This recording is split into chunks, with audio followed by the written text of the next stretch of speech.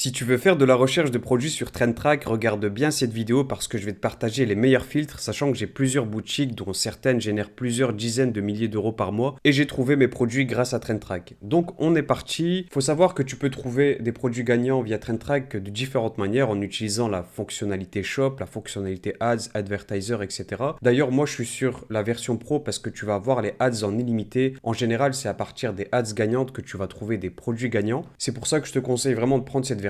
Tu vois que sur la starter, il n'y a pas d'ads du tout. Et tu vas avoir donc sur la version pro les ads en illimité et les mails en illimité. Là, ça peut être aussi très intéressant. Il y a aussi une autre version qui est la version business, mais moi, la version pro, elle me convient vraiment totalement. Et d'ailleurs, si tu souhaites payer moins cher TrendTrack, peu importe l'abonnement, tu peux utiliser le code promo que je te mets à l'écran, Khalid20 tout en majuscule, qui te permet d'avoir moins 20% sur tous les abonnements. Et deuxième astuce, pour payer moins cher, tu peux aller directement prendre un abonnement trimestriel ou annuel pour avoir une réduction supplémentaire. Et si tu as déjà un compte TrendTrack, tu peux aussi appliquer le code Khalid20 directement depuis ton compte pour avoir moins 20%. Donc, une fois que tu es connecté à TrendTrack, tu vas avoir ces différentes fonctionnalités juste ici, donc Shop, Ads, Email, etc. Donc, en allant sur la partie Ads, tu vas avoir différentes ads, les ads sur Meta, celles qui sont sur TikTok et aussi celles sur Google. Alors moi, en général, je trouve que les ads sur Meta, il y en a énormément. Tu vois qu'il y en a 429 millions, donc il y a beaucoup d'idées. Mais sur TikTok aussi, tu peux trouver des pépites et aussi sur Google. En allant sur les ads Meta, moi, ce que je vais faire, c'est que je vais te donner mes filtres. Tu vois qu'il y en a beaucoup juste ici. Le premier filtre que j'utilise, c'est le filtre statut. L'idée, c'est vraiment d'avoir des ads qui sont actives sur le marché. Tu vois qu'il y en a énormément. Au total, il y en a 25 millions qui sont actives. Donc d'où l'intérêt de sélectionner d'autres filtres. Ad création date, je te conseille de ne pas y toucher. Pareil pour last seen date. Tu peux l'utiliser, mais moi le filtre que j'utilise le plus, c'est Days Running.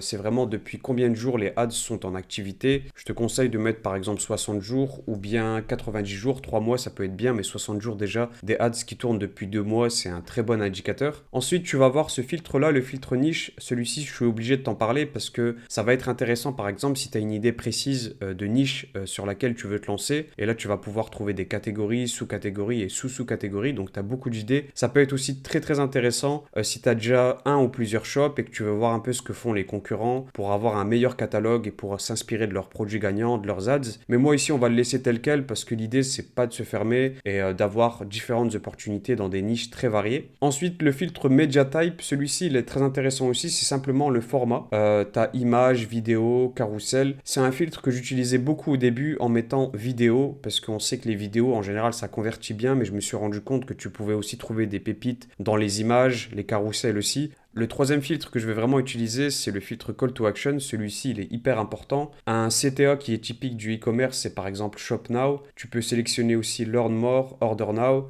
Et tu vas avoir aussi Buy Now, qui peut être pas mal. Donc ces 4 CTA, en général, je les utilise beaucoup là aussi. Ensuite, le dernier filtre, je vais te le donner, mais avant ça, il va falloir aussi s'intéresser à ces filtres-là. Ici, je ne vais pas les sélectionner, mais sache qu'ils peuvent être très intéressants. Par exemple, le filtre Country, simplement savoir quel pays tu vas sélectionner. On sait qu'en général, aux US, ils ont beaucoup d'avance, donc ça peut être bien d'inclure ce pays-là. Tu peux aussi exclure des pays, donc là aussi, c'est une fonctionnalité qui est très complète. Tu vas avoir aussi la langue en anglais, par exemple, si tu veux te focaliser sur des shops anglais ou américains, ou anglo-saxons de manière générale. Et le filtre technologie, celui-ci, il est intéressant aussi parce que tu vas avoir des shops qui sont sur Shopify, WordPress, tu vas pouvoir filtrer. Par exemple, ici, tu as 5 millions, mais si tu vas sur Shopify, tu vois que ça représente environ la moitié. Là, on va pas l'utiliser parce que parfois, je mets des shops qui sont sur Shopify uniquement, mais là, tu peux trouver aussi des pépites sur Wix, sur Odoo, sur différents types. Ensuite, tu vas avoir le filtre duplication, c'est celui-ci que j'utilise, c'est mon dernier filtre. En général, j'utilise tout le temps. C'est tout simplement le nombre de fois que les ads sont dupliqués,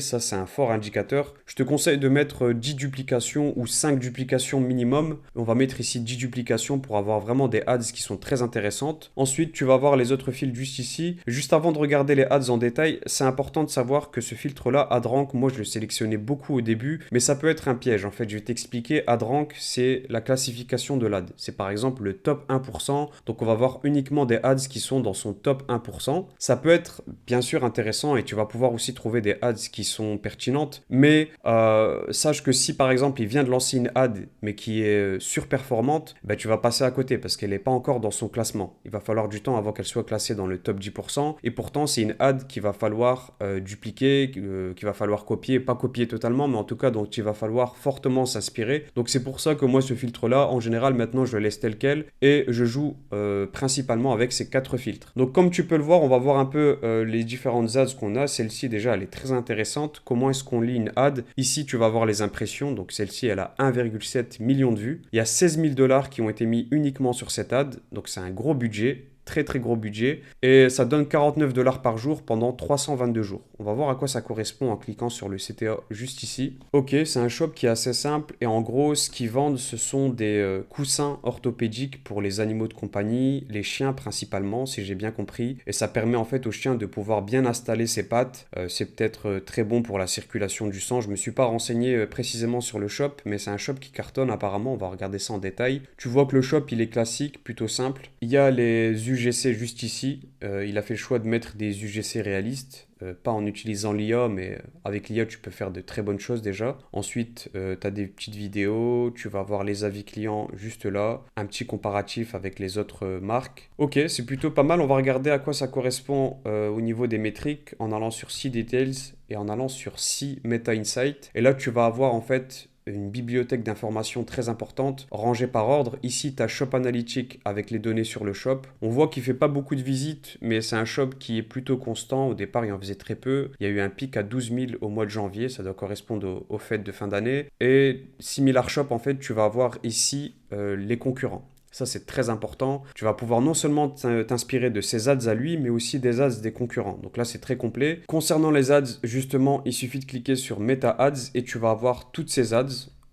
Avec une classification dès le départ. Celle-ci, c'est les top performantes, mais moi en général, je mets les plus dupliquées. Ça te permet d'avoir vraiment des pépites. Celle-ci, par exemple, elle a été dupliquée 57 fois. Il y a 11 000 $ qui ont été mis dessus. Bon, tu auras compris le principe. Ce que je vais faire, c'est que je vais regarder s'il n'y a pas un autre shop intéressant. Toujours avec les mêmes filtres, bien sûr. On va regarder s'il n'y a pas quelque chose d'intéressant. Celui-ci, il n'y a pas de données. Celui-ci, par exemple, cette ad, elle a 1,1 million de vues. Ok. Il y a 10 000 $ de budget qui ont été mis. Là aussi, c'est à chaque fois des sommes très importante. 62 $ par jour pendant 158 jours. Là, c'est un peu plus récent, dupliqué 11 fois. On va voir à quoi ça correspond. Et là, donc, ce sont des boissons en poudre, si j'ai bien compris, à diluer dans l'eau, qui apportent les minéraux, les électrolytes nécessaires. On est là aussi sur une niche qui est très bien.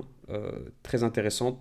Donc ça, c'est une niche qui est pas mal. On va regarder ses performances. En allant sur See Details, pareil, See Meta Insight, sur Shop Analytics, là, ok, c'est une très bonne boutique. Tu as 243 000 visites, un pic à 317 000. C'est en train de scaler. Et là, tu vas avoir très peu de produits. Je préfère vraiment cette boutique à la dernière parce que tu as 14 produits seulement. Tu en as très peu. Et les concurrents, si on clique sur ce concurrent-là, par exemple, tu vas avoir... Ah ouais, d'accord. Donc ça, c'est une boutique qui a 1 an seulement et qui est en plein scaling. Là, on le voit, hein, 317 000. Il faisait 4 000 au départ de visite. Et là, c'est encore mieux parce que tu n'as que 6 produits. Donc moi, personnellement, si je devais m'intéresser de près à une boutique, ce serait plutôt celle-ci parce qu'il n'y a que très peu de produits. Et on va voir le site. Ok, le site, là, il est très quali, très similaire. Tu vas voir des images, sûrement les UGC juste ici, et des bundles avec un produit qui se vend, c'est en livres, donc ça doit être majoritairement britannique. Je vais regarder ça. Ouais, on est majoritairement sur le marché britannique à 71%, 6% italien. Et au niveau des ads, j'ai l'impression que les ads, c'est pas les ads les plus intéressantes parce que c'est encore plus récent. Et en fait, le shop qu'on avait juste avant, Humantra. Ce qui peut être bien, par exemple, c'est de s'inspirer plutôt de ses ads à lui, à Humantra, et s'inspirer du site. Par exemple, Humantra, ouais, voilà, tu vois le top performance. Le site du concurrent, il est intéressant, mais Humantra, les ads, c'est beaucoup mieux. Tu as 188 000 de budget en dollars. C'est énorme. 188 000 uniquement sur cette pub. Ça doit être vraiment leur best-seller, cette Black Cherry. Black Cherry is back. Ok, donc ça doit être vraiment leur best-seller. On va cliquer sur Shop Now pour voir à quoi ça correspond. Et normalement, on va être redirigé vers une page produit. Ouais, voilà. On est vers une page produit, donc Black Cherry. Tu as par exemple là l'information clé. Leur best-seller, c'est celui-ci. Donc si tu lances un shop similaire, tu sais qu'il va falloir concentrer les publicités sur ce produit-là. Ce que je t'invite à faire aussi, c'est de cliquer sur Save, juste là. pour aller ranger les ads qui t'intéressent, en fait, les ads et les shops qui t'intéressent, les emails qui t'intéressent dans les favoris. Donc tu vas pouvoir avoir ta petite bibliothèque personnelle et tu vas pouvoir consulter régulièrement, toutes les semaines, tous les mois, voir un peu leur évolution au niveau du budget, si elle continue de tourner. Donc ça, c'est vraiment game changer, ça fait vraiment la différence. Donc voilà, par rapport à ça, n'hésite pas d'ailleurs, si tu as la moindre question, à me la mettre en commentaire. Et comme je t'ai dit, pour TrendTrack, je te mets directement mon code promo à l'écran qui est Khalid20, tout en majuscule, qui te permet d'avoir moins 20% de réduction sur tous les abonnements. C'est juste hyper intéressant et je te dis à très vite pour de nouvelles vidéos.